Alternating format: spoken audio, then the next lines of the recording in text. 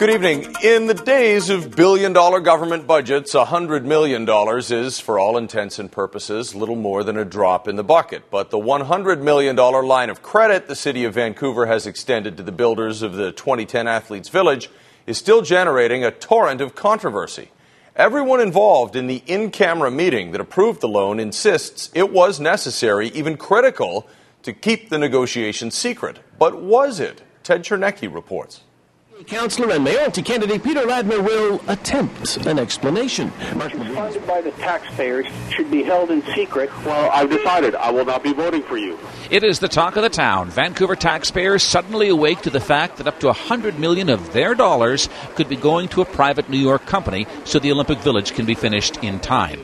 And today, during a commercial break on a local radio talk show, the chair of the Olympic Village Finance Committee had his own theory about why this information is suddenly big news. Only a week ago, everyone was talking about how his chief rival for the mayor's chair was busted for fare evasion on SkyTrain. It's kind of odd that this happens to just all the time in Toronto Third Week, just when the front page is all loaded up with fare evasion issues. Yeah. Minutes from the city website show all councillors were present, including the mayor, when it was decided to discuss the Olympic Village issue behind closed doors.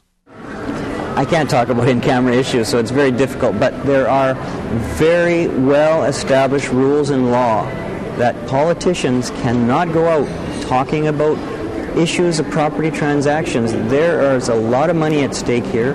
Who are you protecting with the secrecy? We're protecting the taxpayer. How? How does that help me? I pay taxes here in Vancouver. The city, as early as 2003, to get the Olympic bid, made a commitment that we would guarantee the completion of the Olympic Village on time. Minutes from the city website show all councillors were present, including the mayor, when it was decided to discuss the Olympic Village issue behind closed doors. Items arising from the in-camera meeting of October 14th. Council appointed Barb Windsor as the city's chief license inspector. Among the list, not a mention of a $100 million bailout. To this day, those at that in-camera meeting say they had to honor third-party privilege and not reveal details about a private company. What the city should have done under these circumstances is said to these guys, listen, our duty is to the taxpayers. And if you want to be bailed out, and if you're expecting those taxpayers to bail you out, don't start asserting third-party privilege to us. Such that you're worried, you don't want the public to know that you're in dire straits. The public is entitled to know that, and we have a duty to tell them.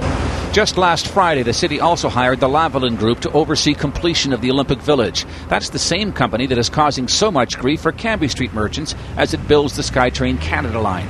Merchants were repeatedly told by City Hall that it could not compensate them for lost sales because, under the city charter, council is forbidden from offering private companies any kind of compensation. So the question now is why the city can offer a private company a $100 million loan for the Olympic Village and nothing for Cambie Street merchants.